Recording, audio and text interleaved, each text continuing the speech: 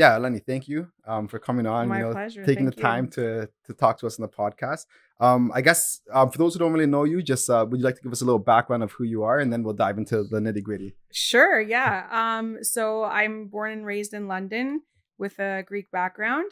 I have lived in Greece for 8 years, and I love London. I was in the hospitality services, No in worries. the sector for quite a long time. But 6+ years ago, I ended up in insurance. Not sure how that happened, but I love it. I'm married. I have 2 kids.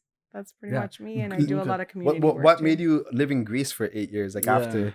So I have family there. Oh, okay. Okay. Yep. So I have cousins there, and my great aunt is there. My mom's cousins are there. So I actually moved back and forth from 6 to 12 years old, or 6 to 14, and we lived there for a while, and then finally we came back when I was in grade 9. Yeah. Do you ever miss So it? Like. I love the lifestyle. Yeah. I don't think I would raise my family there though. Hmm. Like I think the hospitals, politics, like work, just economics are not the greatest, like all that. But I do love, like, I mean, there's some beautiful places Yeah. there and beaches, and life is good there, like, and there's no snow. Well, there was no snow back then. Now there is sometimes, but yeah, I mean, the kids could go there now. My oldest would love to go and live there for a year. I don't know about the youngest, but it was just not somewhere I wanted to raise a family. Yeah. Mm. So So- when did you permanently decide to like stay in Canada and raise a I family came here? back in grade 9. So In in grade 92, yeah. Yeah. So Yeah, like a so, young age then. Yeah, young enough. Yeah, I was Yeah. 15 when I came back, and it was kind of weird jumping back into school here because they're totally different. Mhm. And I actually had to take ESL for a while. Yeah. Same here. Yeah, so you get it.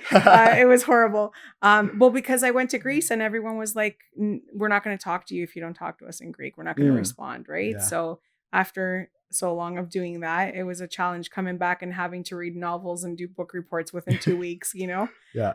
But it was good. So, and then at some point my mom went back when I was 18 and I stayed here by myself. Then my brother came back, and yeah, so it's been a back and forth thing. Yeah. Cool. And Yeah. I guess what led you to hospitality at first? Like. Like, we're Greek. We live in restaurants. Our mission is to feed people, right? Yeah. So, but no, I got a job at 18 at a dollar store, and I hated it for 6 months. I was like, what am I doing here? And so I went back to the restaurants, and I got into management positions. I ran Rib Fest teams. I managed restaurants, bars, catering. So I did that for 7+ years, and then I had my first daughter, and I kind of put a stop to it for a little bit, and then I went back, and yeah, eventually, I was missing, because I was a manager. I was working always evenings and weekends, missing out on stuff with the kids. You start thinking about what you want to do, and I mean, it's tough work. I was getting too old for that stuff, Yeah. So so I finally decided that I was gonna kind of transition out of that into something else, and it happened all very naturally. I actually drove school bus for a school year and a half. No Yeah. way. Well, because I wanted to take my kids to Greece for a month, Yeah. right? And Yeah. so who's going to hire someone that wants to leave for a month right off the bat? Mhm. True. So I did that, and I took the kids to Greece, and then I came back, and I was going to start looking for a job when I got back, and it just fell into my lap, and I met my boss, and it was Yeah. the rest is history, I The rest is guess. history. Yeah. Well, So- like even too with the school bus. Now I'm interested in that. Like, what was that like? Because that's like, you know what I mean. I feel like that would be one of the harder jobs, unless you're kind of willing to kind of just turn off your ears to what's going on. You know what? So here's the thing. A lot of school bus drivers do it for different reasons. Like there's retired people that just want to do it because they have nothing, like they want to use their time to do something. Others do it for the money. Others do it because they love the kids. Like, there's different reasons. One thing that really became apparent at the beginning for me is that sometimes, a lot of times actually, you're the first person that those kids see in the morning, right? Like they don't have people at home always in the morning, or you don't know what their home situation is, so I always made it a point of, not being their buddy, but like being pleasant to them and having some sort of relationship with it's something the they kids. look forward to. So I started off on the big buses, and I was doing some high school runs, which are a little less, interactive because they just want to sit and do their thing, But then I got a couple of elementary schools, and that was a little challenging at first because it was really different for me, right? So I had to kind of get used to it. But then they put me on a school that I took the red zone, so I was doing like outskirts of London, and so I had a little bus, and so you kind of have more of an intimate setting. It's a little bit smaller. You get to talk to the kids or whatever, and so there's a button on the bus that when you push it, everything shuts off. The radio, the fans, like everything, it's silent. So I had taught the kids that when I push that button, it's because I need to pay attention to something or I need to talk to you guys or whatever. And they really respected that, right? Like if you tell them why you want them to do something, they're more prone to, follow through. So they knew when I pushed that button, they would be quiet. And I played games with them. We had the youngest ones wanted to sit at the back sometimes, so we would have like one time a month where I rotated them, and the little ones got to sit in the back, and the oldest ones came and hung out with me at the front. And so then they would always ask why they couldn't sit in the back, and I'm like, when you're in grade 8, the little ones are going to want to sit in the back, and you're not going to want to let them sit. Did you there, speed up in the bump so that they can jump in the back? I remember I'd always do that. Maybe. That's the fun, right? So but no, it was super fun. I loved the kids that I had. And actually I was, a few of them came to my oldest daughter's high school when they graduated. It was a music school, so St. Mary's, and it feeds into CCH. A lot of them came there, and they were in the vocal program and string program. So I got to see a lot of them afterwards as well, because I was on the MPA at CCH. So it was nice to see them after. And I guess like what attracted you to hospitality? Because like that seems like a lot of organization, a lot of time, right? That's me. Something I wouldn't want to do personally. So like what attracted you to like being that person to take like be responsible for the organization of events and stuff like that? So I mean, I love entertaining. I still do to this day. And sometimes people will still call me and ask me for help, or I'll do some stuff for work. Sometimes we'll have get-togethers, and I still am thankful that I get to do that part a little bit.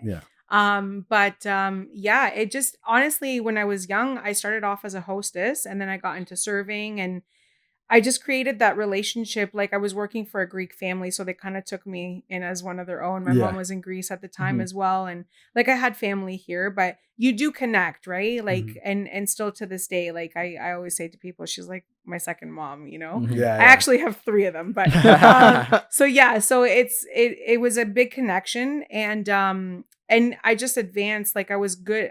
I'm not to brag, but I was good at what I did, so I got into management, and then I started running things. Really, it was almost like if it was my own, but my name wasn't on paper, which is the best of both worlds. Exactly, literally. But I really loved it. And then Rib Fests were so fun. Now I just insure them all. So perfect. That's perfect segue right there. So what made you jump from like going to hospitality now to this next endeavor, which is insurance?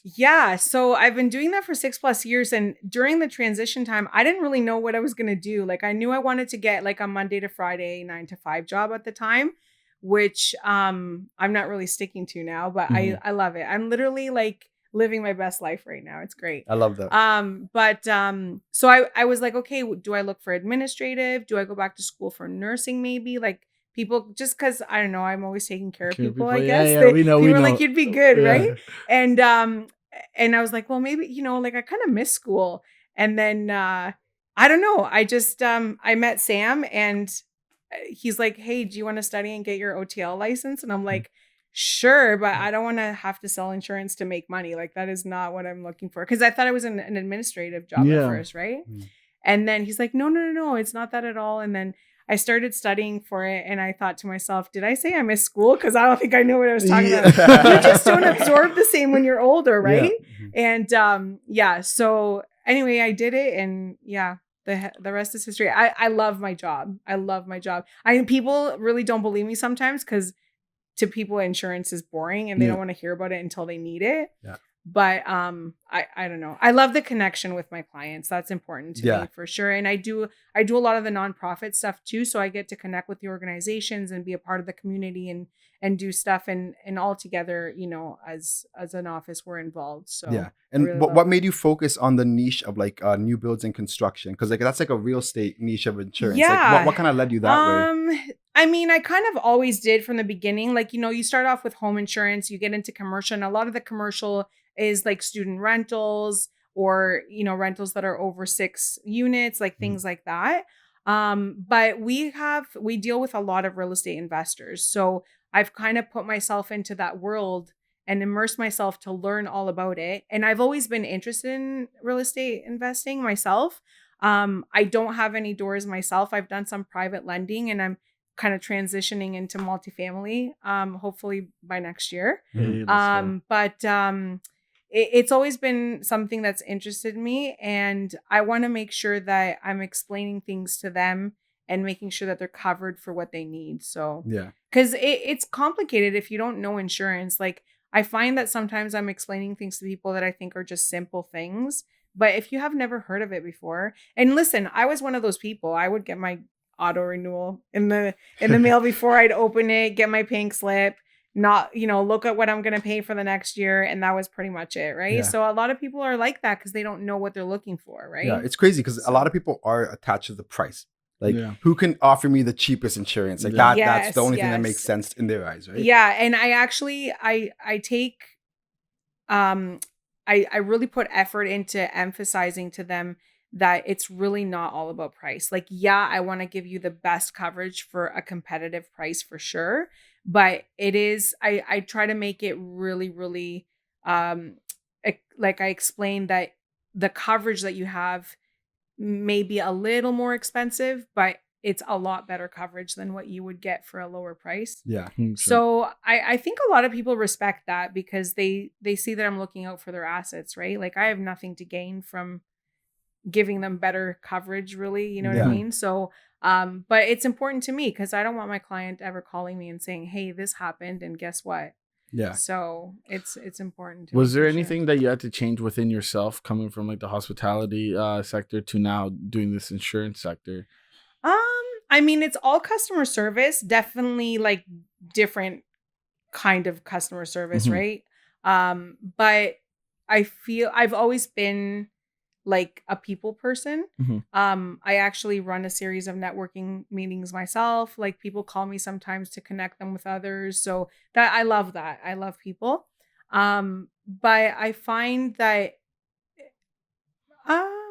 maybe not actually. Like I've always been very professional. I think it was just more learning the business, like learning how it works, which didn't take me long. And I'm very organized, so I make sure that I follow up, you know, like do all that stuff. But I don't think that I've had to change something in myself, but my world has definitely changed for sure. For sure. Okay. And I was gonna ask about like your organization because like obviously like you're a mother of 2, you know, you have a husband, like you're a mom, like I'm sure you're very busy and you're also taking care of people like Sammy and David. You know what I mean? So like they how call are you? Me the momager. Yeah, literally. Like the momager, right? The momager, right?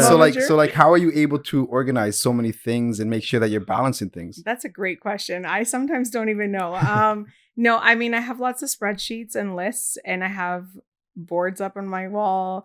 But I tried to stay organized. I mean, there's a lot of chaos going on that you guys might not see, but I have a very supportive husband, so I am gone a lot, which is it's good to know that he's home taking care of stuff, the dog, the kids, rides here, there, everywhere.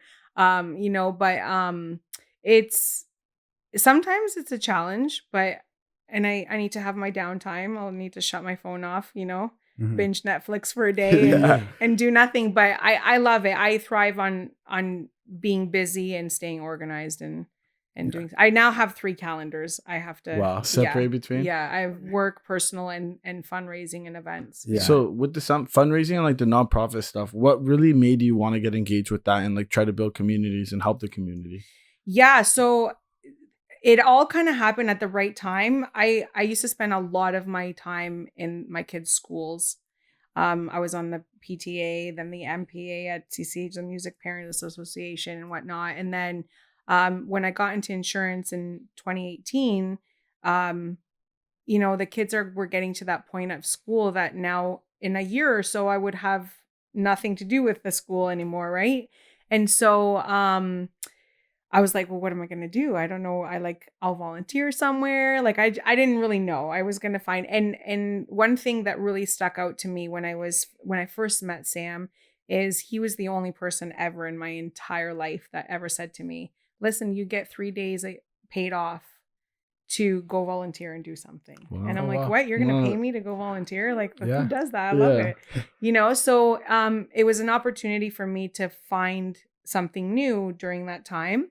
And then of course, not long after, I got my commercial license, like my commercial training. And so, I decided that I wanted to also get the nonprofit portion of it all. Cause, you have to have a different training to do those, which kind of connected me with the organizations, but not very long after that, COVID came around. It was kind of at that time where I was going to start getting out there and getting to know everyone and putting time into the community. And then we weren't allowed. Mm-hmm. So, it was a tough time for me. COVID was a really tough time for me, actually. But when we got back and things started opening up again, I went full force. I was like, I'm making up for lost time. Yeah. So, but it's a big thing for me to connect with them. And like, I go on tours with them. I find out what they do exactly, what they provide to the community. Because the thing is if I don't know, a lot of people in our community don't know either. Right. So that's part of my want is to put out information about the organizations on my socials, get other people to see it. And sometimes I find like people want to see you doing something so they can kind of follow suit, So I try to make that something. I always post about stuff I do and whatnot. And then, so I had the chance to really connect with some of those organizations and we've worked closely together. I sit on a couple planning committees for fundraisers. I've done stuff like we've done stuff as an office. I've done stuff on my own. Now my oldest daughter is doing stuff of her own. So it's kind of nice to see she's been around me the whole time. And it's, I have my proud mama. Moment. So, it's been great. And so it's kind of a bittersweet thing sometimes because you do see tough things when you're there. Right. Yeah. But those are the things that not everyone else sees every day. So it's important for me to get that out there. Yeah. Yeah. No, that's very important. And like, I know you said that's kind of what you want. What would you say is your why? You're doing so many things. Like why, like what keeps you going? Oh, geez. I don't know. Like I often think like people ask me all the time because I'm always so busy. Like, what are you going to do when you retire? And I'm like, this. Like, I'm not going to stop. Right. My why, I mean, obviously my family, I would love more time freedom so that I can put more time into the community. But yeah, I just seeing what's needed sometimes or what's happening, what's not happening. It just pushes me more to help. Yeah. Yeah. And we were both at the event where you were like speaking at a big event, you know what I mean? Like with Alfonso and Alfonso, obviously we all know like that's like a staple in the community of real estate, like a huge like member, right? And you're speaking at one of his events. Like, did you think that you were gonna be a speaker at an event like this? Like, is that something that you always thought of? So I've done public speaking before, so the speaking part wasn't really a big deal. Like, but I was super excited because it was my first one for Wealth Genius. Yeah. And I love them. They're such a great group and they're really like family, and so we're a big part of that world, right? So it was important to me to present because I wanted to make my audience think. I wanted to make sure that they heard things that they don't really think about when they're looking at buildings about insurance and whatnot, you know? And I even that next morning I went on a walkthrough of a 25 unit building. Wow. Yep. And I went with the the prospective buyer to go through the walkthrough and kind of point out things that might be red flags and what they should be looking for, things like that. Because I want to educate them so that when they're doing this stuff, they're not getting too far into the process to find out that they're going to have some problems, right? Yeah. So, but yeah, I love that stuff. I love it. Yeah. So, and what has been like your biggest advantage on how you're like connecting with people? You know what I mean? Like as an insurance broker, you got to meet a lot of people. You're in the people business. Yeah. You have to be able to be likable, right? Like what would you say are some tricks or tips that you would give to like really get out of your way and make those connections? For sure. My number one rule, and this is something that I never ever do, I don't ever go somewhere to sell insurance or to sell myself because of a service that I have. I'm very big on just connecting with people and making great relationships. If the time, they know what I do. If the time comes that they need something, they know where to go, right? I fully believe that if you're, and this is something that I say in my networking meetings all the time, like I want people to get to hang out with each other and get to know each other. I feel that if you're going to refer someone to someone to service, that they need to like that person and trust that person and like their morals and how they work, right? So I expect that from someone else too about me. So that's super important to me. Like relationships are everything to me. So if I would say anything, like if you're going out there to network and expand your business, don't go to an event to sell your business. Yeah. Just go and be yourself. If people need your business at some point, they'll remember you, you know? Yeah. And just keep those relationships going, right? You just call people, see how they are, go for coffee, hang out, you know? Yeah. It's important to know who you're working with for sure. Is there any strategies or things that you do personally to like kind of set yourself out of a hump? For example, if things aren't going necessarily how you want them to? I find sometimes I need to reground myself. I do at that point, I like to get the three of us. So Sam, Dave, and myself, I like to just kind of have a little meeting and talk about what we're doing and where we're at. And I find those conversations kind of calm me down and get my head back on straight so that I can, you know, but you know, and I do have those moments. Like people think I have my shit together. Am I allowed to say that? But there's many times that I don't, you know, like, and I have my meltdowns for sure. But you know, that's what pushes me to do better is when those meltdowns happen. Yeah, for sure. So, you know, it's like being in the uncomfortable positions, right? And then that's what really like makes you grow.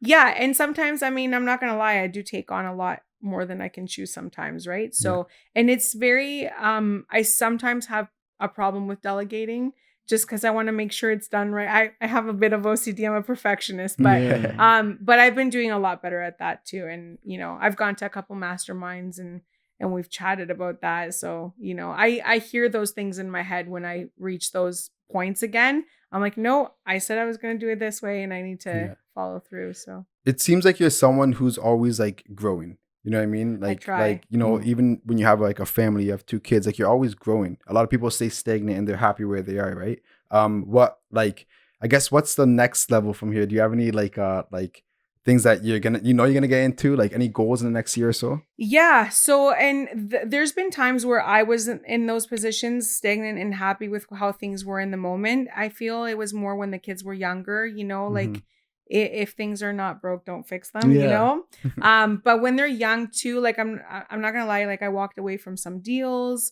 You know, there was times that jobs were offered to me and I said no because they required traveling or whatever. And I said no because the kids were younger at that time, right? So my priority was to just be home as much as I can, which wasn't really working well with a hospitality services job. But it was, and that's when I made the transition of a career change, that was what was important to me. So now again, I am all over the place and I love it, but the kids are older, right? And they're doing their own thing too. And sometimes they're part of it. Like, you know, my oldest is now doing her own fundraisers. She's helped out with a lot of hours and she actually works in the office right now too and going to university. So she's part of that world many times, right? So it's different now. You do it together. Sometimes they're like, Mom, you haven't really been home a lot. And I'm like, yeah, I know. You know, so, but, and it is like, I do recognize that. And there's times that when I am at home, I could be on my laptop or on my phone, but there's been times where I just shut it off, you know, watch a movie with my husband or whatever. You got to take those times. When they say stuff like that, is it like a bittersweet acknowledgement? You know what I mean? Like, yeah, like they miss you don't want to hear it, right? Yeah. But you know what I say to them, I'm like, well, when you're here, you don't pay attention to me. Yeah, exactly. Especially my youngest, she's at her boyfriend's or at work or school or whatever. But there's times where she even is like, you know, let's hang out. But I do feel kind of bad hearing it, Yeah. but at the same time, they know that I love what I do, and they know that I'm, I'm in the prime of my life right now. Yeah. I feel And you're like. showing awesome them to like say. a great example. For You know sure. what I I mean? hope For so. sure. Yeah. Well, like you know what I mean? Like moms some- doing it. Like you- why can't you be like, you know, really pushing Yeah. and trying to grow, right? Because I feel Or like maybe I'm showing them that I'm working all the time and they just don't want to Don't do wanna do that. I don't know. But I think in a way you give them something to really aspire for, right? And it's like right in their foreground that they can't have nothing to like, you know, they have something to relate to in a way, and it's you over anything, right? So it makes it a little deeper, I would say. Maybe, yeah. I mean, there's times you wonder if they're looking, like watching or listening, right? And then all of a sudden you hear them say something, you're like, aha, they yeah. were listening, especially when they're younger, you wonder. Yeah. Yeah, I don't know. Like I'm proud of both of them. They have high expectations of themselves, so I don't have to worry about that. Mhm. But I'm proud of both of them. They're both very independent and they're responsible, and yeah, they both have jobs. They're in school. My oldest just got her own car. We're now moving along, so she's moved back home now, which I'm happy about. Yeah. But yeah, and as far as the goals go, I think my biggest goal right now is just to keep growing. I believe that no matter how much you know, there's always something new to learn, right? Yeah. 100%. But I do want to grow in my business. But my big goal, I think, for the next year and a half is to get myself some real estate. Yes. So Yeah. I'm excited about that. I did want to ask because you did mention it like in like the questions, like you love to travel, and it's something that like you have like a great fixation for. Like, yeah, where does that come from? Like, what does it do for you? I mean, I've been traveling since I was little, just because I was going back and forth from Greece to here and back. But I've always wanted that. Like I love to see the world, and I make a point that when I go to any country that I immerse myself into their culture to see what it's really like. Like even if we go somewhere for an all-inclusive resort for a week, I like to take an excursion and just go and see what it's like, right? But I've always wanted to travel the world. So I've done a little bit of traveling in my life, but not as much as I would like to. So hopefully that changes. Do you believe that you kind of have to remove yourself from an environment to like maybe get another idea in your head, or like if you're stuck in a slump, like is that something that's like advantageous? Yeah, sometimes like even just the littlest thing, like sometimes I'll say I'm going to work at Innovation Works downtown. We're co-tenants there. And that environment is so it took a while after COVID to get back to where it was, but it's always bopping. Like you never really have to go there to network. It just happens, right? Yeah. But it's full of just such wonderful people that I feel the change of scenery, the change of atmosphere kind of gets you into a different groove. And I always leave there feeling really, really good. Yeah. But yeah, change of scenery sometimes helps, or just even sometimes putting away something I'm working on and just working on something different. To remove myself from that if I'm finding that I'm not really getting anywhere, Yeah. So but I like to collaborate on stuff too, like when it comes to fundraisers. If I kind of get stuck somewhere, I call my people that I work with. The team. Yeah. Yeah. And would you say the insurance industry is like more male dominant or 50-50 or like maybe. I mean, I go to a lot of events. There are women at the events for sure. Like I was at the Southwestern Ontario Real Estate Forum today, and I would say it was about 95% male. Yeah, so that was going to be my question. Like, do you find any like barriers being a female in an industry? No, I don't let them become barriers. I love that. Yeah, I pretty much get in people's face. Yeah. Kick doors down. Yeah, not to sell necessarily, but like I also don't feel like I talk to people that make me feel like I'm not important just because I'm female, I mean, there are probably people out there that are like that, but if I realize that they're like that, I probably would just not associate with them. I don't know. I'm very real. Like if I have something to say, I say it. And I think that's like the reason why I asked is because it's such an important perspective, right? Especially like if it's a male dominant field, like real estate, for example, or whatever. Like it's like being a female and like not thinking that there's barriers in front of you. I think it's a positive because it's just like I'm in the same playing field. Like of course, of course females go through like maybe some barriers, but like the way you're approaching this is like, I'm here to play. Like and I feel like it's the other way around too, right? Like if I'm one of the only females somewhere where there's all these guys, like obviously maybe I look a little more important True. because I'm where you you're are, you here. know what? Okay. Yeah. So, Yeah.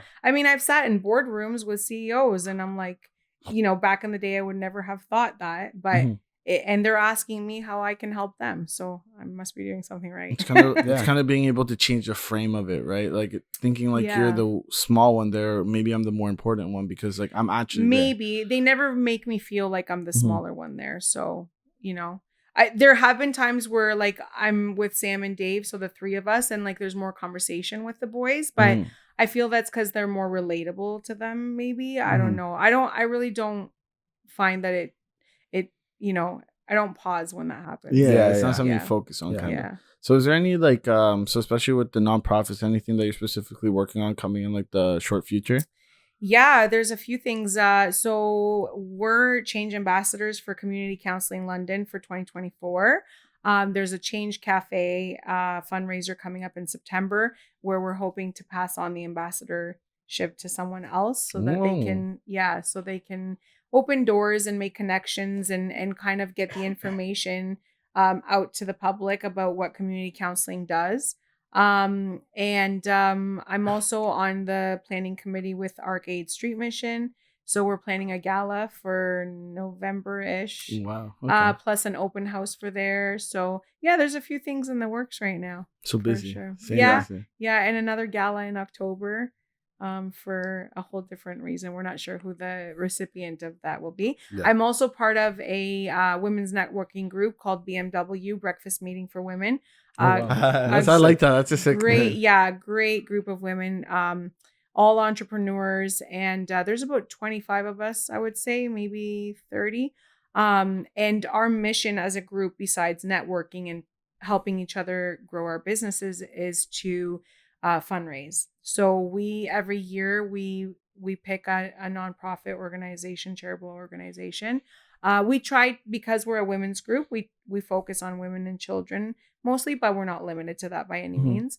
And so every year we pick a different organization and we do a fundraiser and give to that organization. So I love it. That's actually why I joined that group. It had nothing to do with networking. It was more about that. Yeah. That's so beautiful. But it's been a great thing. Like I've already collaborated with a couple of them, and yeah, it's been great. Yeah, I remember attending one of your networking events, and like we had like a few different people from different like sectors of business, right? Like that was super cool as well. I think the one you were at was a closed one, so there was one person per category, I guess. Yeah. So those meetings, when COVID happened and then things started to slowly, get back into the swing of things, I had that idea previous to COVID that I wanted to start something. The reason for that is because as I mentioned, we're co-tenants at Innovation Works. So our co-tenancy comes with points, they call them points, that you can book rooms for meetings. But we don't really need those spaces because we have our own meeting spaces, right?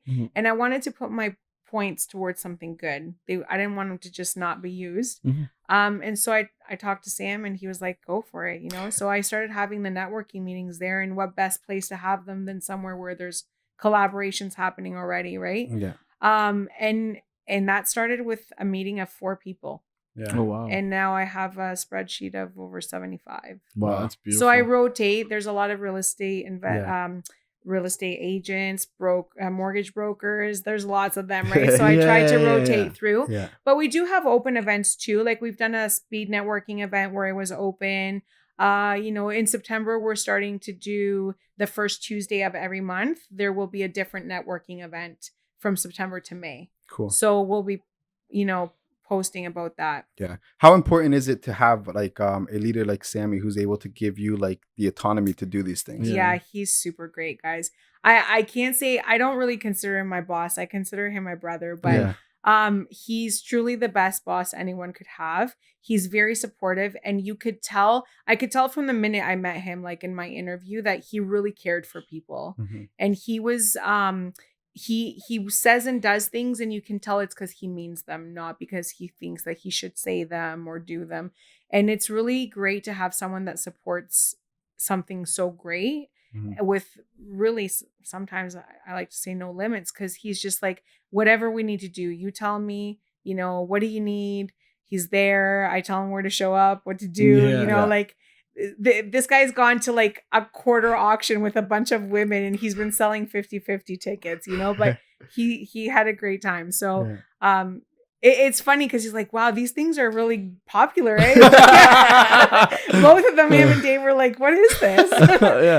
So no, but they're both great. They're both great. So it's been a little, I don't want to say overwhelming, because not in a bad way, but we've just had so much going on lately that there's been times where we've had to divide and conquer. But we do the best we can. Like Dave even said, like you guys, like in the last like year, have just grown so much. Yeah. And the thing I love about that, it's that it's happened organically. We don't push. Like we do a great job. We go to these events, we meet people, whatever, but we don't push anything on anyone, right? And that's what I love. I love that these people are working with us because they trust us, they like us, they want to collaborate together or work together, and it means a lot to me. Like they see the person first, not the product. Yes. You're not pitching to them this. Like okay, like you're going relationship, and then you know what? I'll be the first to tell someone if my policy is not what's best for them.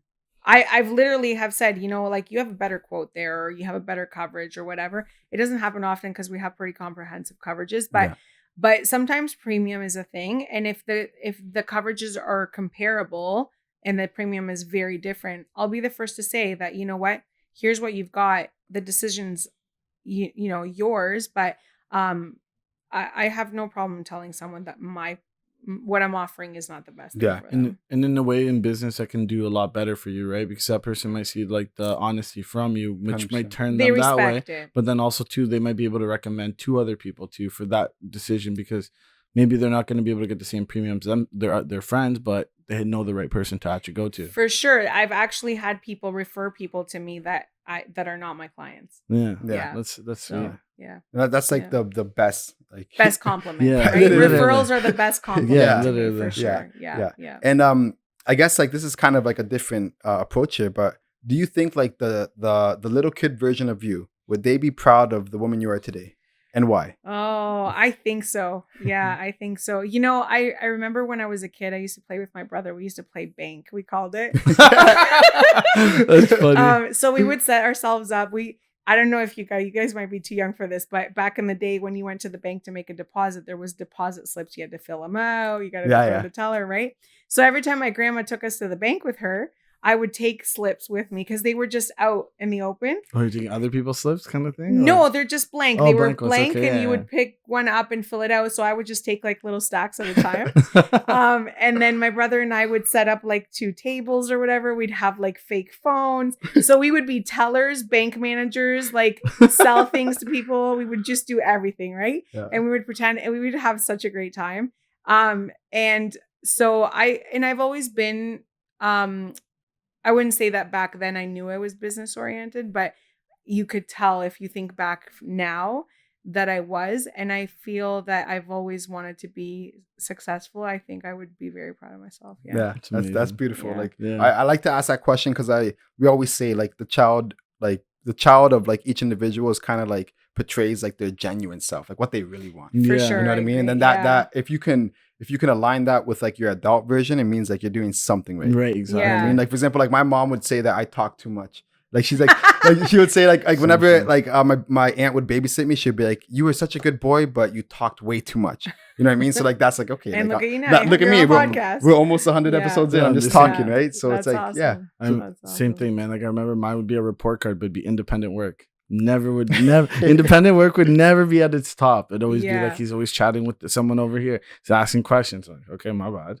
Right. It really I think as he said, like your little inner self kind of paints the way of what you could be moving forward, but it's for you to kind of take advantage of it later on. Yeah, I find like, maybe, and especially when we were kids, people could find what was wrong with you, right? Yeah. And now I feel that people need to take whatever you think is wrong with someone and think about what that is for that person, right? It could be their genius. Yeah.